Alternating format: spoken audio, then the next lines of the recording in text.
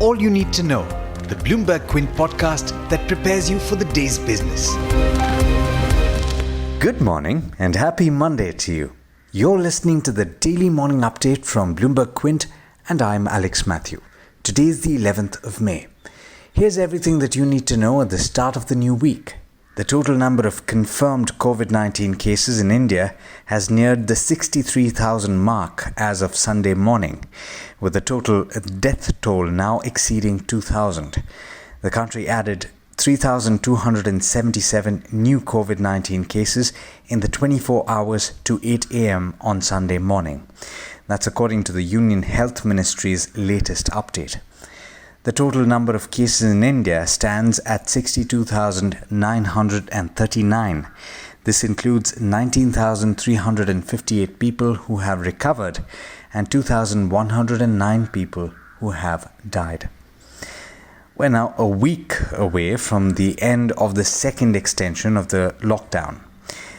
Internationally, Russia has now recorded 8 straight days of more than 10,000 new COVID-19 cases. Saudi Arabia and the UAE had their biggest daily rise in cases, but there's positive news in the UK and Italy, as well as Germany, where deaths were the lowest since March.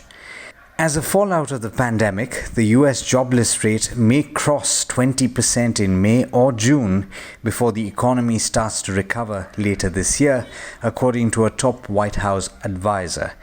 And meanwhile, Federal Reserve Bank of Minneapolis President Neel Kashkari has warned that the worst is yet to come on the job front.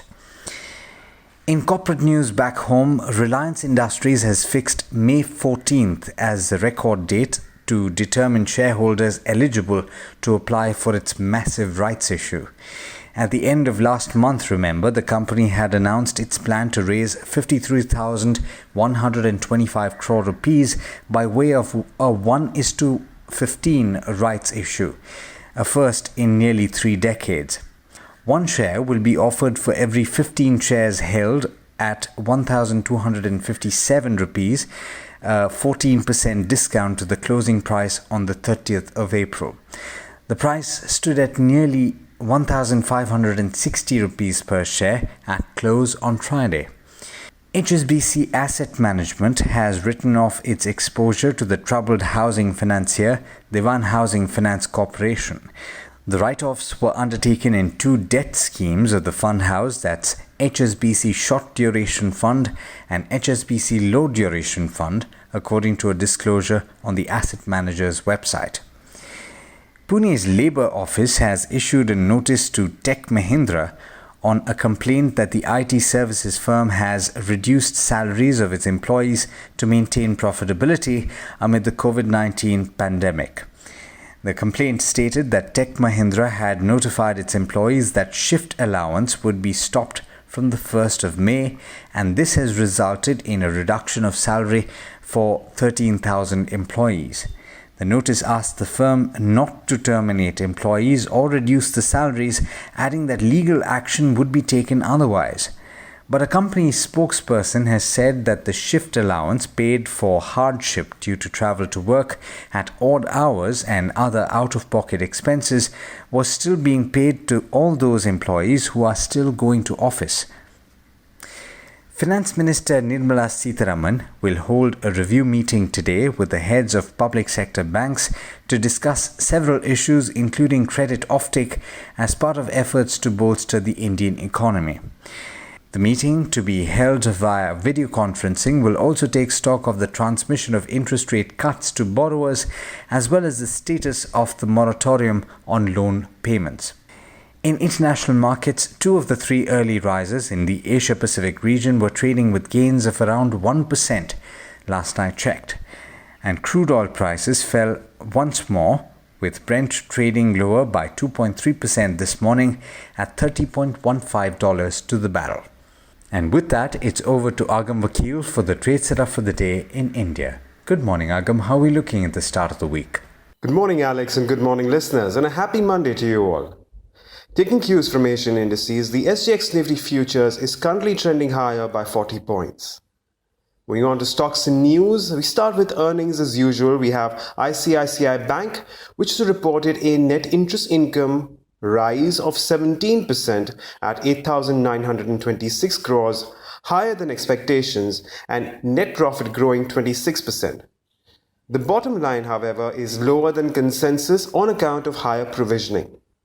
But it's been a quiet quarter for Shree Cement, with sales seeing a decline of 2.1% on the back of over 5% weakness in volumes. The operating margins, however, have boosted net profit, which rose 83% year on year. HDFC AMC also saw a quiet quarter, with revenues declining 2% year on year and net profit down 10%.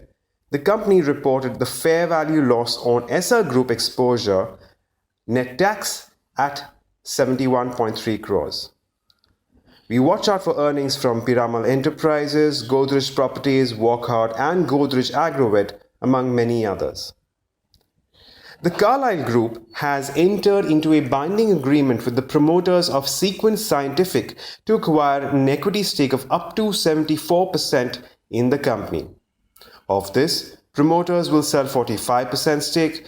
Ascent India Fund will sell 5.7% at 86 rupees per share, which aggregates to 1,081 crores. This naturally triggers an open offer for 26%, which has also been made at 86 rupees per share. And in some positive news from the automotive space, we have Hero MotoCorp, which has reopened more than 1,500 customer touchpoints, including authorized dealerships and service centers. These outlets contribute around 30% of the company's total domestic retail sales. The company has sold 10,000 units of motorcycles and scooters since the reopening of these customer touchpoints. Minda Corp and Shandong Beki Hua Automobiles Parts have called off their joint venture producing and selling automotive components. The venture has not started its business yet. And in key bulk deals, we have Laurus Labs, where 8 Roads Management has sold 5% stake at 446 rupees per share, and Blue Water Investments, which has sold 7.9% stake at 441.3 rupees per share. And finally, Soba, where Anamudi Real Estate has acquired 0.6% at 179 rupees per share. Anamudi Real Estates is a promoter entity of Godrej Group. Now, these are just some of the stocks that you can watch out for as we move into trade today, but don't forget to go through our morning edition of All You Need to Know only on BloombergQuint.com. Thanks, Agam. And as always, thank you all for listening in. This is Alex Matthews signing off. Have a great day and an amazing week. I hope you enjoyed listening to All You Need to Know. Did you know that you could listen to the show on the IVM Podcast app? On the IVM Podcast app, along with this, we have a number of other shows which you think you'll enjoy. Listen to Cyrus Says with Cyrus Brocha as the host. Listen to Paisa Vaisa with Anupam Gupta. The Scene and the Unseen with Amit Verma, or Shunya One hosted by Shiladitya Mukhopadhyay and myself. Check out the IVM Podcast app to get more talk content that you will enjoy.